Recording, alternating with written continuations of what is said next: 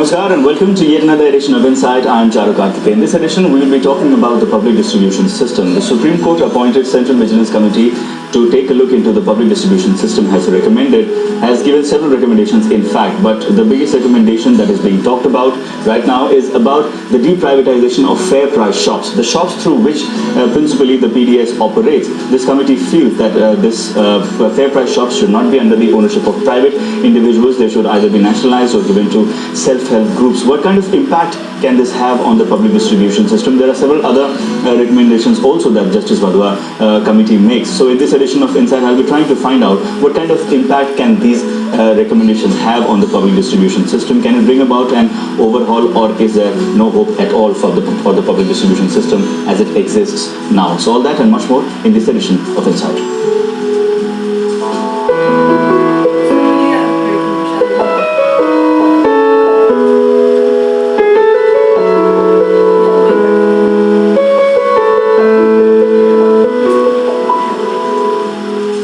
Joining me in this session of Insight is an extremely distinguished panel of experts. On my extreme left is former bureaucrat and now member of the National Advisory Council, Dr. N C Saxena. Dr. Saxena, thank you so much for joining us here. Right next to him is Biraj Patnaik, Principal Advisor to Supreme Court Commissioners on Right to Food. Biraj, thank you so much for joining. And right here with me is Dr. Upendra, Senior Fellow with the think tank Research and Information System for Developing Countries. Dr. Das, thank you so much for joining us here. Dr. Saxena, first of all, I would like to begin with you. Of course, there are several recommendations, there are several things that the Justice Wadhwa Committee talks about, but the one recommendation that is drawing a lot of attention right now is about the deprivatization of the fair price shops. Do you think that's a good solution? Well, in fact, in many states like Tamil Nadu or Chhattisgarh,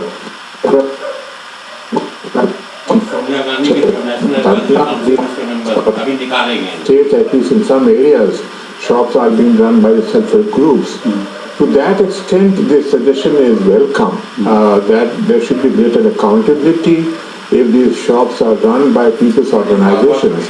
But I'm totally opposed to these shops being run by government servants.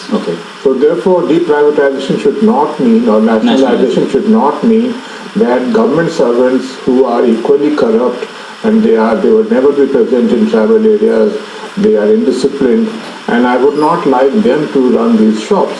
In fact, the less control they have over these shops, better it is for the system. These states that you gave me an example of where deprivatization has happened, what has been the experience? Has the pilferage come down? The experience has been very good. Chhattisgarh and Tamil Nadu are known to be pioneers in ensuring that food grains reach the poorest people. But the reasons are not only rooted in these shops being run by the self-help groups or cooperatives.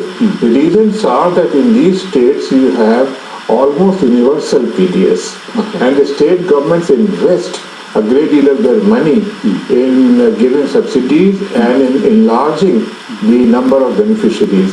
When the state governments invest their own money, obviously there would be greater interest that they would take to ensure that these shops are run smoothly. Of course, in Tamil Nadu there is always a complaint of there being a large number of ghost carts. So therefore there are 100 people in the village, everyone is getting rice at a very subsidized rate, even at 1 rupee, it's free now. But in addition to these 100, there may be 20 others who are non-existent. And the cooperatives are making money from those 20 or 10 ghost cards. With the introduction of Aadhaar cards, these ghost cards will also disappear. So therefore, if it is done on the basis of Aadhaar cards, this would disappear. But otherwise, as regards the people who are present in the village, everyone is very happy. Same thing, of course, for Tamil Nadu model is quite old, at least 20 to 30 years old. Chhattisgarh started this in 2008, and by now they are perfected. They are not only procuring their own rice, they are distributing it. They have enlarged the number of beneficiaries to almost 90% of the households. Plus, they have developed a very good monitoring system. There is a free toll number. You bring up that number. If you have not received the ration card, immediately within a day or so, someone come on a motorbike and find out. And a large number of people have been punished or suspended, action has been taken. Okay. So therefore, by now, Chhattisgarh's experience has been one which can be replicated, provided the state governments are willing to spend something like 2,000 to 4,000 crores every year of their own money, because otherwise, government of India, unfortunately, is so far they have not expanded the list of those who would be benefiting from the PDS. Okay. Whereas I feel that's an interesting distinction that Dr. Saxena is stressing upon, that deprivatizing the fair price shops should not mean bringing them under the control of government servants. It is best if they are handled by cooperatives, by self-help groups. Your take on that? See, insofar as Chhattisgarh was concerned, the deprivatization happened on my recommendation and under my watch. Where, as an advisor to the Supreme Court, it was a strong recommendation that I had made. And there were 5,500 shops whom we cancelled and gave it to women self-help groups, to panchayats, to packs and so on. And this case then, of course, the shopkeepers challenged it in the High Court, they lost, they challenged it in the Supreme Court, never came up. So when this happened, we had never considered giving it to the Food Corporation, which is the state food corporation, or what's known as the Nagrik Apurti Nigam. And there was a good reason why we did not consider the state food corporation to run the shop. Okay. First, except Kashmir. Kashmir is the only state where government serving run the shop. It's doing reasonably well there. Okay. But as Dr. Saxena very rightly pointed out, there are a large number of problems. The reason why we did not consider the state food corporation is very simple. That a state food corporation which is involved in procurement and milling, if it is involved in the shop level operation also, there is a conflict of interest. Okay. Because there is a possibility that now, in order to recycle the rice, government procures paddy, it mills it from the millers, and it supplies it to the fair price shop. Now imagine a situation if the person in charge of getting the milling done and the person in charge of distribution in the shop is the same. Then they would ensure that the rice never reached the shop, but it was diverted back and shown as paddy which has been processed as rice by the mills. So there is the loop would be completed then. Okay. And to avoid this conflict of interest, we had not considered the state food corporation, the Nagrik Apurti Nigam. There were fine people there, but it was not a question of individuals, it was a question of institutional systems.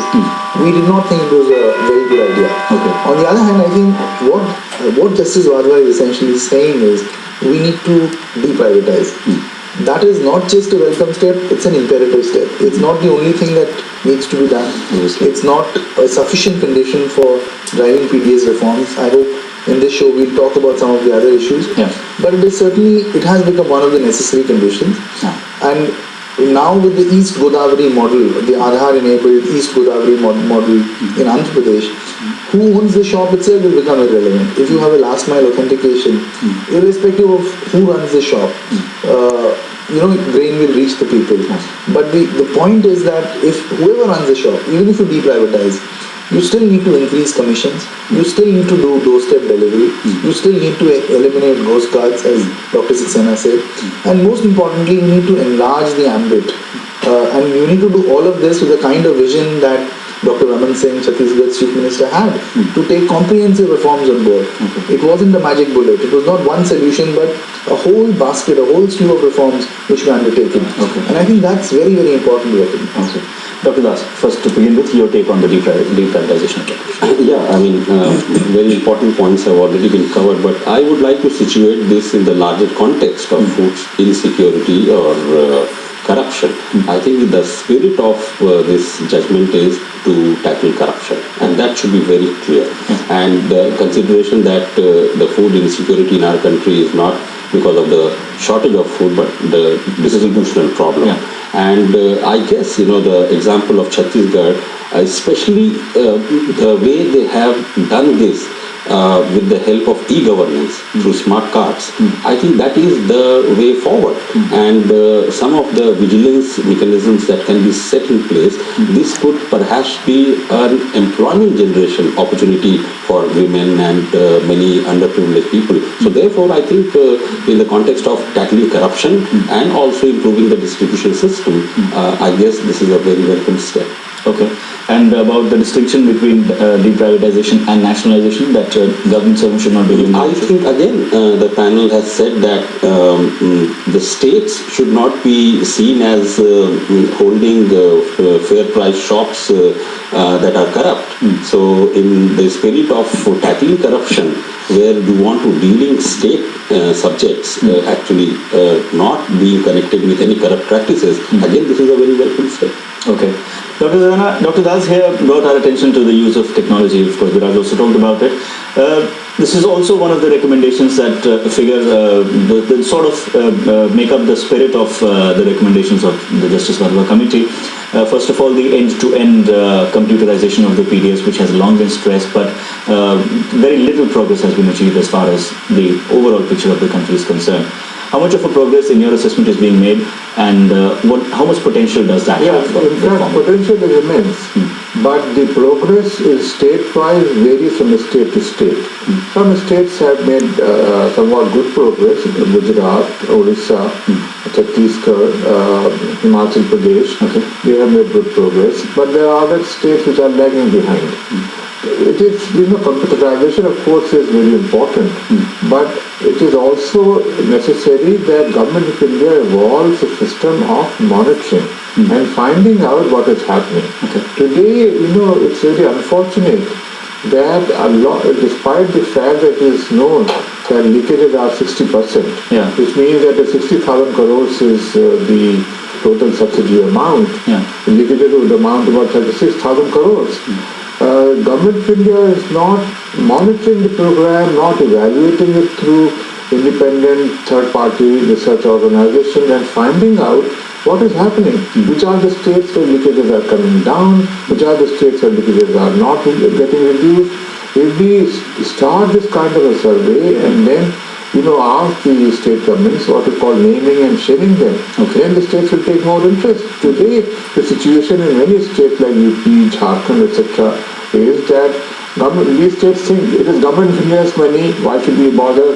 We are quite happy in taking some commission from the private shop dealers. In fact, one dealer in Bihar told me that he had to bribe 18 fellows. 18, that is, you can imagine that is the amount of corruption in this, which can certainly be reduced if we computerized. But more than computerization, it is constant vigil, which is very important. And let me also tell you on the first point of giving it to government servants. I have calculated that there are 5 lakh shops, even if you pay minimum salary of 15,000 rupees to a shopkeeper who is a government servant, it would amount to increasing subsidy by 15,000 crores.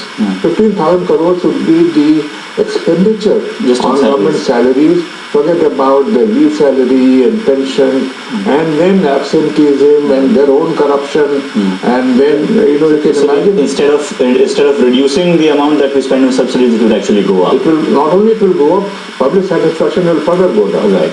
Well, on that note, it's time for us to slip into a very short break. When we come back, the discussion will continue. This is into Insight.